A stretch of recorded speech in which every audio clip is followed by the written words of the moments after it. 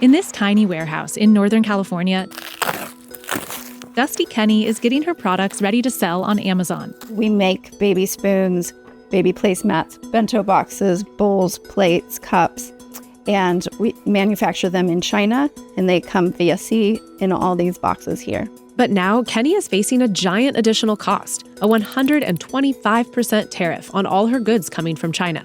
We have tens of thousands of products here in this warehouse.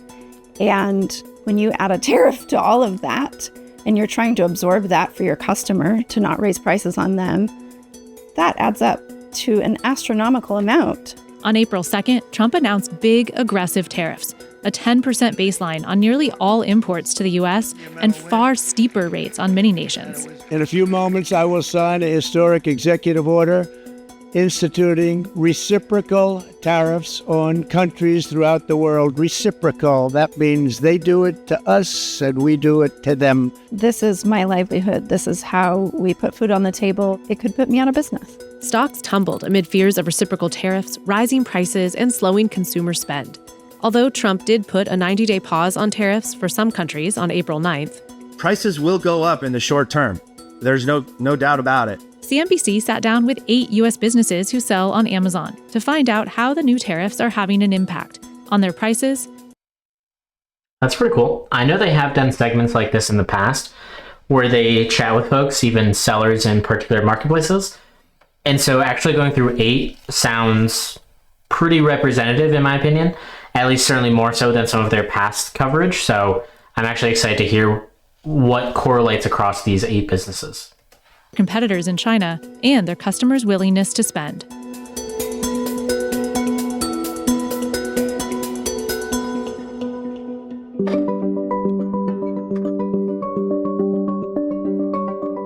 Tariffs have been around since America's early days. But since the creation of the federal income tax in 1913, they've become a smaller and smaller portion of federal revenue, with some notable moments of tariff increases. Yeah, this is a great thing to cover. So I believe tariffs were actually covering the vast majority of taxation for America in their early years, as they mentioned, basically all the way up until, the early 1900s. And this is where the federal income tax came in, which is, it's just an easier, more straightforward, more consistent way of taxing folks because all of us make money. And so it's just easier to tax all of us at our income right when we get it. And that there's a much clearer, straightforward number associated with it than tariffs themselves, because you don't necessarily know what the global market is going to be like and how good trade is going to be in and out of America. But this was definitely an interesting shift that I had previously heard about, which is curious because this is something that maybe Trump is trying to go back towards. But I believe I saw some reports where the tariffs would have to be so large nowadays in order to compensate for it, considering how much trade we do versus how much people make in America. Along the way. By the 2010s, the average tariff was just 1% to 3%. Then Trump sent tariffs soaring during his first term, taxing steel and aluminum from U.S. allies, threatening tariffs on Mexico and Canada, and launching a trade war with China. Sound familiar? Brands come to us panicked about tariffs. We started talking to our clients about recommending getting out of China a long time ago, when the first round of tariffs came up. And then Biden became president. We said, Biden's not going to remove it. Sure enough, most of Trump's first-term tariffs continued under Biden. And now Trump's back. He started with a 10% tariff on most Chinese goods in February. China retaliated with an added 15% tariff on some U.S. imports. Trump raised the China tariff to 20% on March 4th. That's also when whopping new 25% tariffs on Mexico and Canada went into effect. I was in a state of shock. And it was very sudden. We have to stop everything. We cannot afford selling goods anymore. Portable Winch Co. has been making its car winches in Canada for more than 20 years and simply driving them an hour to the U.S. border for duty-free shipping to American customers, until now. The U.S. is a growing market for us. It represents like 22% of our sales. We are questioning ourselves if we just move our focus to Europe. Is it really a negotiation tactic? Maybe. I hope so. I sincerely hope so. Then on April 2nd, Trump made his biggest move yet, reciprocal tariffs on 180 countries, with an average rate the highest it's been since the Great Depression. There's a blanket 10% tariff on nearly all imports, 20% on the European Union, and big tariffs in Asia, 32% on Taiwan, 46% on Vietnam, 49% on Cambodia, although Trump did put a pause on tariffs for some countries on April 9th. But in the biggest blow for many Amazon sellers, Trump doubled down on China tariffs, raising them to a humongous 125%, following China's own retaliatory tariff of 84% on U.S. goods. Estimates show some 60 to 70% of goods on Amazon come from China. Although most products on Amazon are sold by third parties, tariffs will also impact its own brands like Amazon Basics. They're trying to win by saying we have a similar feature set to the national battery at a lower price. And so if they have to raise that price, consumers are likely to have a preference for that well-known, familiar brand. So will Amazon increase prices on its own brands, passing the new tariff cost on to consumers? The last thing they want to do is right away just pass it to the consumer because you don't know how transitory this is.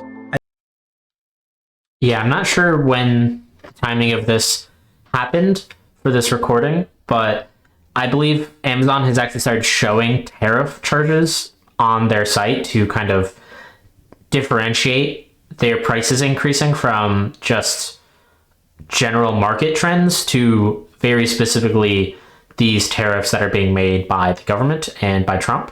And so this was definitely in the news somewhat recently, where Amazon is trying to make it very transparent that this is the tariffs that are increasing prices on certain things. And likely this is exactly their concern, which is, I would assume most marketplaces and most goods in America are actually manufactured outside of America. Maybe there's a portion of them that are completed here in America, but I would say even the majority of things that are made in America probably have some portion of manufacturing outside of America, either for the material that's being made and imported over for creating the good, or maybe even some components of that good that they assemble here. So there's likely a very limited aspect of what products actually are truly 100% made in America.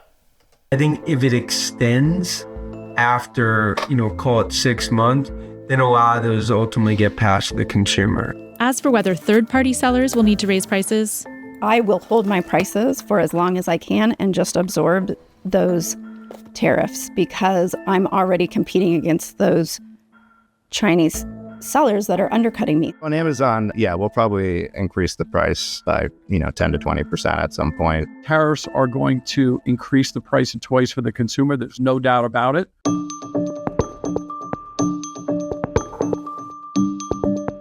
While tariffs on China are nothing new, it's unusual for them to hit certain types of goods, like toys. I mean, it's real steel. This is a real steel, really tangible toy. This toy retails for $29.99. This will end up costing $5 to $10 more as these tariffs fully pass through. Does this individual make these toys? Like, he seemed to have they just showed a lot of Care Bears and then this truck thing, and he seems to have them in the background of them. Maybe I didn't quite see exactly what he was in charge of, but I'm assuming he makes them at this point in time. Jay Foreman runs Florida-based Basic Fun. With $200 million in annual sales, its well-known labels sell on Amazon and at retailers like Walmart and Target. Tonka trucks, Care Bears, Lincoln Logs, Tinker Toys, Light Bright, and... That's cool. That's actually quite the nostalgic set of toys that they have here at this one company. As with most in the toy business, we make the overwhelming majority of our product in China. China, has a tremendous workforce, and not only a tremendous workforce, but they've invested in the infrastructure to create a toy manufacturing supply chain. Because of China tariffs during Trump's first term, Foreman says a lot of toy manufacturing has moved to Vietnam, Mexico, and India in the last 5 years. The interesting part there is that most of the factories that operate in places, toy factories anyway, that operate in places like Vietnam, India, and Mexico are owned by Chinese anyway. So you're sort of not escaping doing business with the Chinese. It's been crazy. Sometimes we find information because we get an invoice or we see the customs entry document. And we're like, well, what do we charge? What do we charge again? John Covey owns St. Louis-based Genius Games. He does the majority of his yearly $2 million in sales on Amazon and makes his science-based board games in China. The actual machinery to manufacture at the quality that we need primarily exists in China, and we have not seen samples that will compare to the same level of quality. And toys are just one category among many that rely on China for manufacturing and assembly due to lower costs and established. So something that they're referencing, again, is also why Trump has been saying he wants tariffs in place, is because China throughout year after year after year has been expanding on manufacturing. It's been their primary business. They set up infrastructure around it to support that business, and it allows them to stay ahead in the market, which is where they keep having advancements there. And this is why Trump is trying to add tariffs to some of these locations, is he wants some of this infrastructure in America, which is where you're going to eventually find optimization comes in to help be more competitive, but after investment. And so you can't necessarily get there on your own. And at the pace that we're currently going, presumably the idea would be they are such specialists in this area that most of America, or maybe even most of the world, will just allow them to keep specializing in this area instead of investing on their own because they're already so set up. But then what happens when you need manufacturing? I think this is likely also related to COVID and how there was a lot of supply chain shortages. And so I assume this is very top of mind for Trump or other government officials, where they saw how insufficient our manufacturing was in America, and they're likely trying to offset this, even though this is potentially going to be a painful way of going about it. Infrastructure. This is one of the most amazing pieces of technology, and this thing is made in China. And whether you're making a Tonka truck in China or an Apple iPhone, they figured it out. Almost all electronics that U.S. consumers like to buy are fabricated in China. The vast majority of textiles are milled in China, whether the apparel is actually put together in China or not. Other categories, like teas, can't easily be grown in the U.S. because of the climate. You need high humidity. Usually you need to be at a very high altitude, and those things only come together in certain parts of the world. Like the green teas that we use are only really grown in coastal China. The black teas are grown in India. Baltimore-based Zest makes high caffeine teas. About half of its $3 to $4 million of annual sales happen on Amazon. It's those components that are the most troubling, of you don't really have a U.S. option, and just you have to pass on the cost eventually.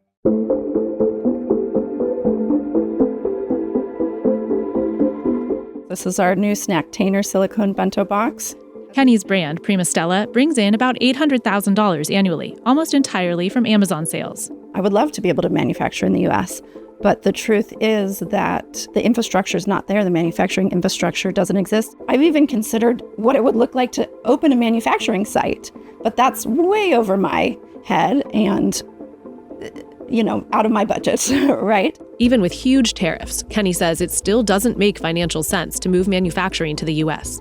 The cost is too high. It's not 10% or 20% higher. It's double or triple the cost per product. Right now, when you do try to reach out to manufacturers that are here, they don't even return your calls or your emails. The people in China are hungry for the work. They'll get back to you right away. They make sure you get your shipments right away.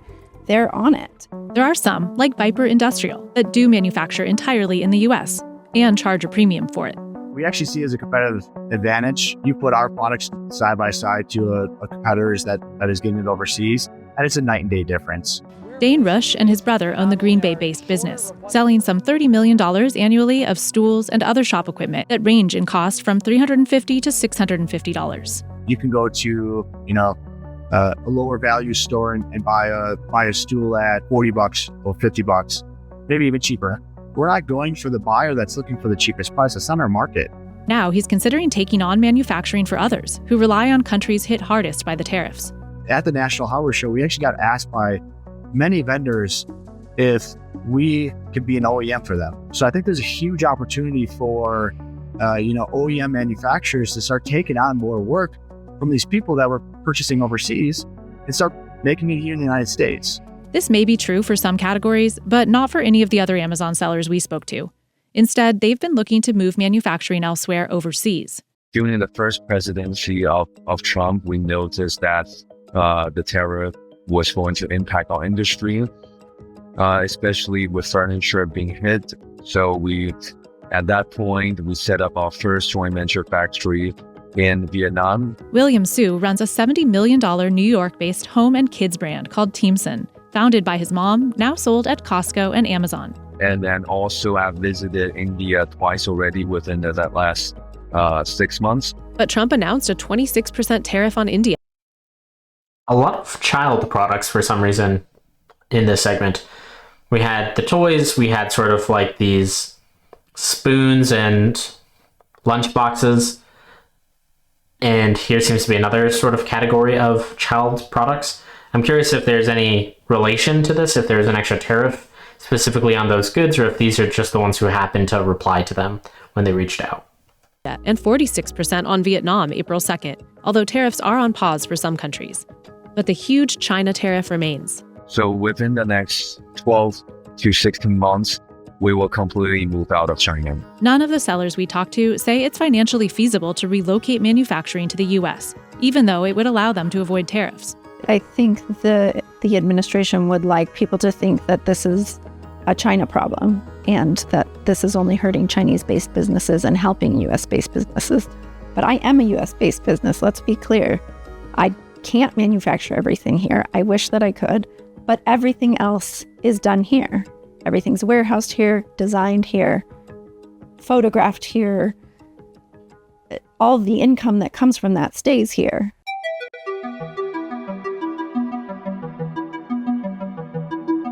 All those costs of doing business in the U.S. add up quickly. And those costs are different than they are, say, in China.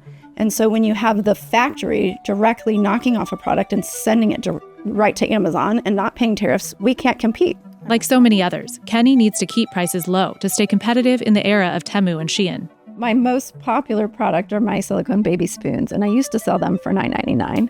And now I sell them for $7.99 because so many knockoffs have come in and sell them for even $5.50. I've seen them on sites like Temu for even $3 or $4. Until now, absurdly low prices on sites like Temu, Alibaba, and Shein were possible largely because of a loophole called de minimis that allows orders under $800 to skirt by without paying duties and taxes. Chinese sellers send individual or small orders directly to U.S. customers to keep shipments under the limit. But sellers like Kenny want to quality check their goods, not send them straight from the factory in China. We bring them in large quantities in pallet loads, and so we're paying full tariffs for them. Trump briefly put de minimis on hold in February.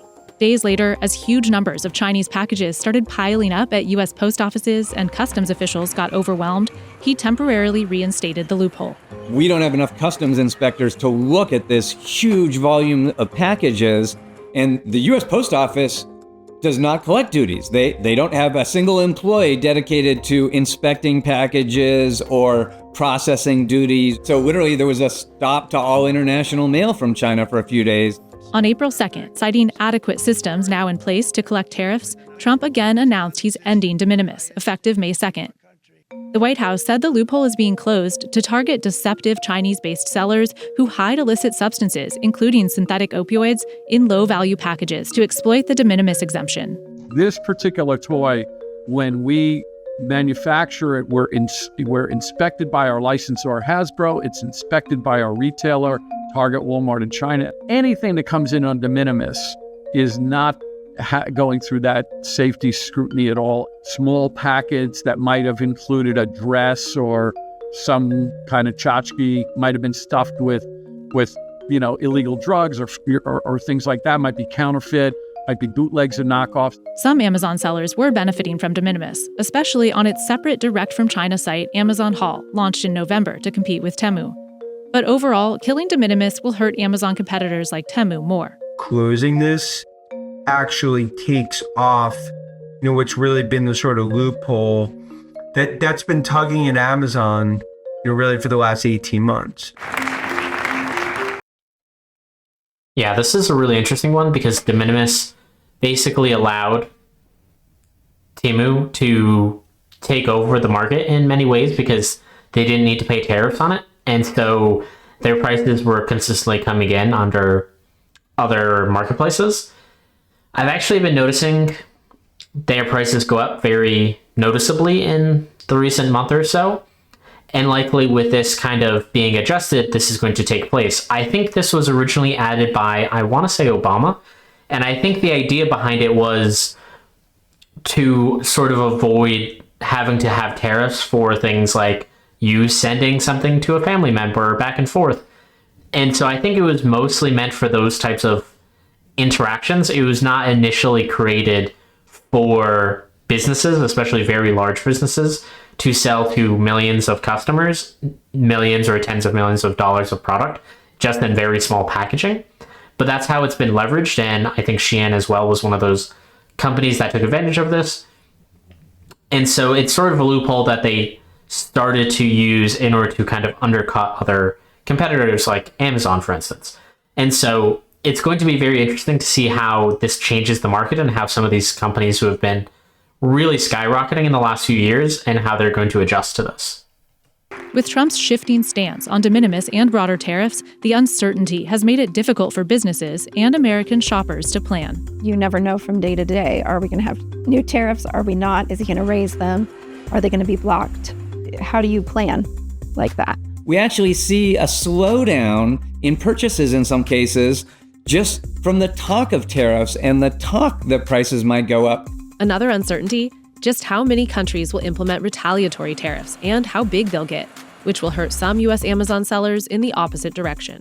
You may have liked it when your made in the USA auto products are price advantage versus imported ones, but then when you want to export those auto products to Canada, you may suddenly not like it. So uncertainty is really bad for business, regardless of who wins or loses on any specific tariff. It's been so unreliable so far. It's this number, it's that number, it stops, it goes.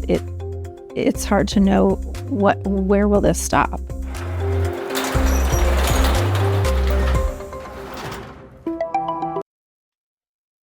Thank you for watching. If you've enjoyed what you've seen, please hit like or subscribe. I'll see you around.